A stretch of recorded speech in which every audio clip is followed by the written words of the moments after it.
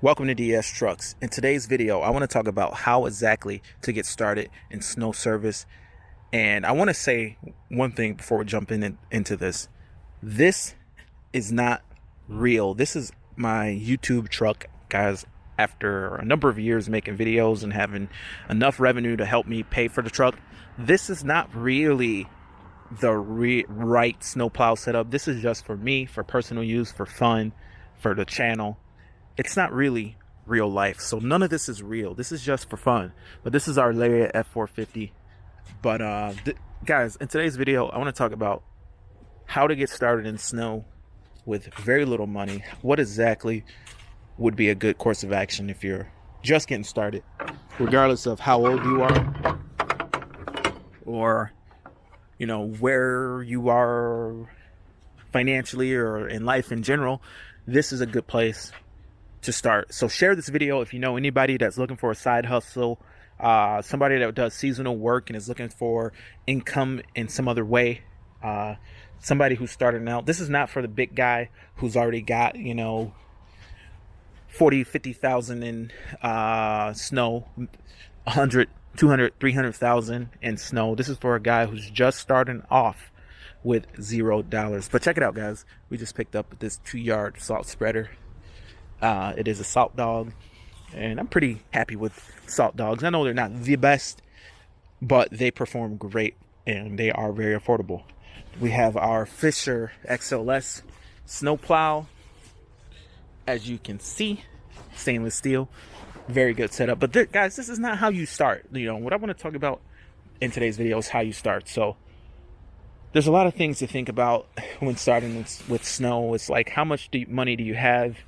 And a lot of people, even something like this little snowblower that we have right here, is a significant expense. These things, last time I bought one, were like $700. They're probably more now. Everything seems to be going up, and that's a big expense when you don't have a lot. But if you can get your hands on one of these, in my opinion, the Toro Power Clear snowblowers are the best to get started with. They're better than the big 2-stage snowblowers. And in my opinion, they're significantly more efficient. And this is a great way to start. So if you had to put one of these on a credit card, if you had to just somehow figure out how to get one of these into a back of a pickup truck, in the back of a minivan, in the back of whatever you have, that would be a good route to go if you can.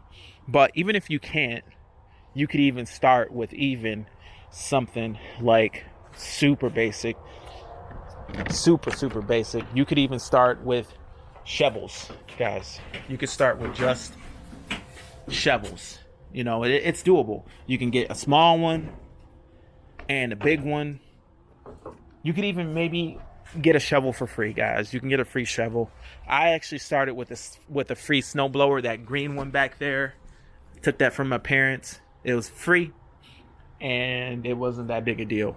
So you could start with very little, and there's nothing wrong with that. I actually started snow service with that free snowblower and with a shovel that I found. And actually I did start with the shovel before I even got the free snowblower. But one thing to realize is you really have to get clients to pay you prepaid, get clients to pay you in advance. And the reality of that is it's kind of difficult to do. It takes time in order to build the trust to get someone to give you cash up front. For me, I like to charge $500 for a small house like this up front for the season. And I have a mixture of accounts where my residential properties prepay me for the season, and my commercial, bigger snowplowing commercial properties, right now, they pay me per push, per inch, whatever. So it balances out. Every time it snows, I have the operating cost covered for the snow, for the staffing and all that. And every season, I have the actual bills covered with the prepaid snow. So how would you get started? Because it's so difficult to convince people to prepay you, the first couple of years, should not be prepaid, because it's so hard to convince people. You might get a couple, but it is difficult unless you're the best salesman that ever walked the earth. It's hard to convince somebody that you don't know to prepay you, who have no referral, nothing like that. So once you're rolling, you have referrals, and the neighbor knows another guy, then you can get it prepaid. But when you're starting, it's okay to just charge per push. Maybe it's $40. You don't got to be too terribly cheap, but maybe it's $40, per snow event. Maybe it's I don't know. Maybe for me, I like to charge more when it snows more. If I'm going to charge per push for a residential house, and I like to think of residential right now, because if you're just starting off with very little, residential is where you start. It's, if you want to be in snow plowing and you don't have enough money for a big truck and a plow and all that, I like to run nicer equipment, just because once you're in plowing, I don't want to be messing around with breakdowns or anything like that. But whatever, it's preference.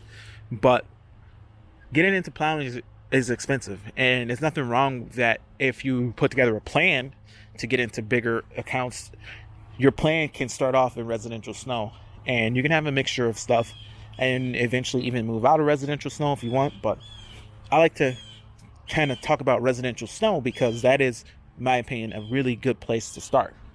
So if I were starting out again, I would start in residential snow. If I had nothing, if I had little money, I would start off in residential snow, and I would charge per push to start.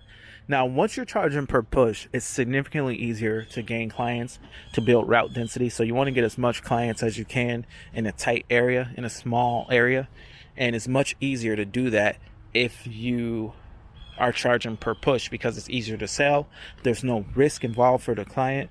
They don't have to put up money up front to someone they don't know. They don't know if you're going to run off with their money. That's a big concern when you're starting to sell prepaid snow. People are going to worry that you're going to run off with their money. They don't know when you're going to show up and do their snow. So that first year, it's easier just to go per push. You could offer prepaid, but if you get pushback on it, you can offer per push, and it's going to sell a lot easier than prepaid. That first year, you build good density. You show up when you're supposed to show up. You get there in a reasonable amount of time. 8 hours. For residential, you could be there in 12 hours. So this could work for someone that works another job.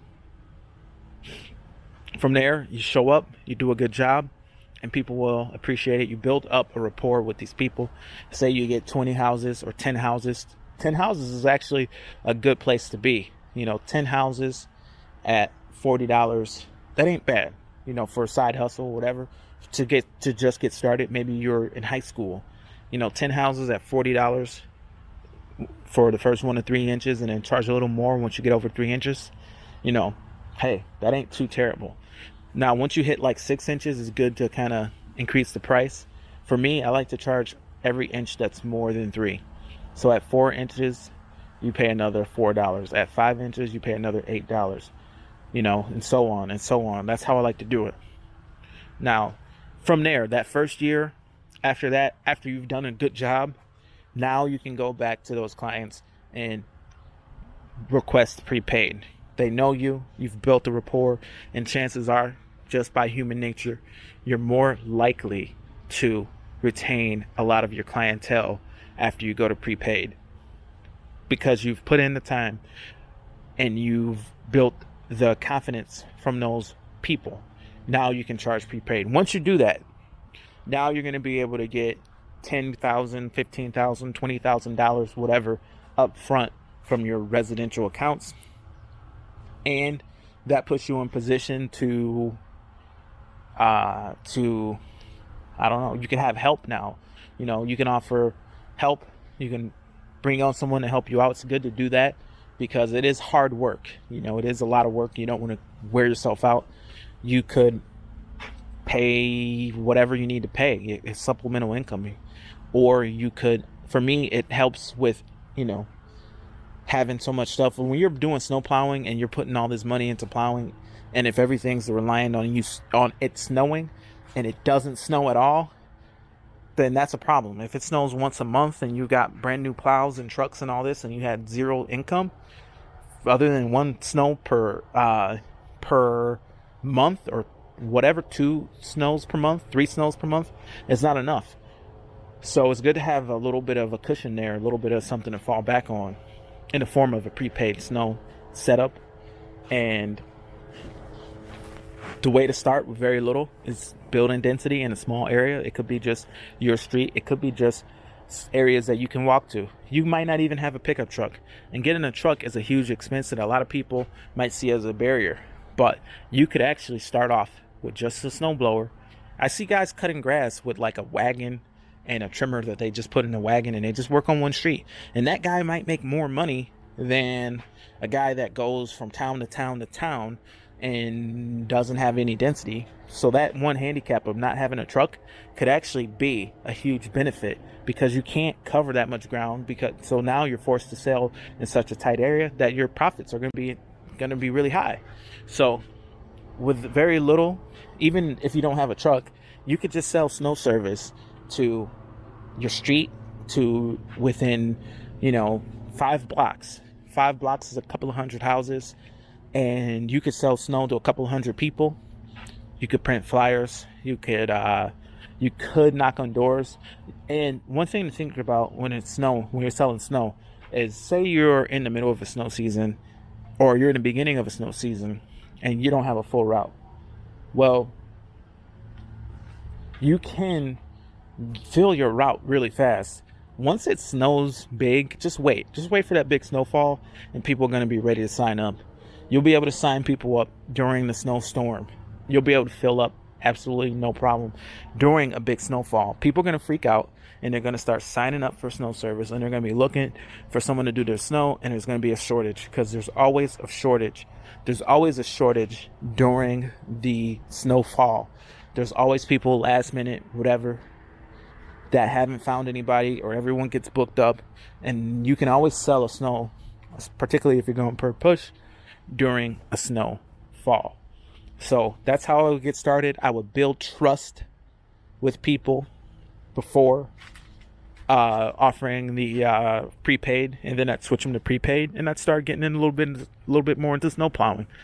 It's kind of like Tetris. You build it, you build up, you stack the blocks and build it up from one place to another. And to start, it might be residential snow. Now, that being said, if you got some money, you could start in snow plowing. You can just get a truck and a plow if you can afford it. And maybe you don't do residential. Maybe you never get out of the truck. Maybe you just start off by subbing to another company and start working on contracts and start off that way. It can be done if you have more to start with. You don't have to be slinging a shovel if you don't have to. It is what it is. But me, I still sling a shovel. I don't mind. I plow, I salt, and I still do quite a bit of shoveling and snow blowing as well. It's not a problem for me. But anyway, guys, that is how I would get started if I were to start in snow. That's exactly how you could start in snow. Start off small. Start off with just a shovel if that's all you have. If you got money, hey, there's nothing wrong with getting a plow in the truck. Keep in mind, it's a risk. You might not like it, and it might be too much, and that's not a big deal. You could sell this stuff holds value. You could sell it, whatever, but there's more risk involved. It's always better to start with less actual money, just to see how you feel about it, because at the end of the day, it's all going to be relatively similar. If you're waking up, a big part of this industry, this business, the snow business, is being able and understanding that you have to wake up at ridiculous times. You have to work ridiculous hours. So that's the main factor. It's not so much just the equipment, but once you realize what you're getting yourself into, you're driving in the worst weather. You're supposed to be on time, and regardless of, just think about how often you're late for work. If you're late for work, this is something that you're never late for. Multiple times a day. I mean, how many businesses do you open that have a very close start time, and you got to be on time for all those places more than once a day? So if you're one thing you got to think about is, this is something that you got to be on time for. This is not something that you can play with and be late. Things happen, but you got to do everything in your power to not be late. So anyway, guys, that's it for the video. how exactly to get started in snow. This is DS Trucks, where we run nothing but the best. Subscribe to this channel. We're going to be doing a lot more snow plowing videos soon. This salt dog is going in our F450, and this truck's got a little 1 yard salt dog that works pretty good with it. It's got the 1 yard that's over here, and we're going to be doing some snow plowing videos here and some towing and all kind of different videos with our trucks. But stay tuned to the channel. Hope to hear from you soon. Share this video if you know anyone who would like to get into the snow industry. And see you in the next video. This is DS Trucks, over and out.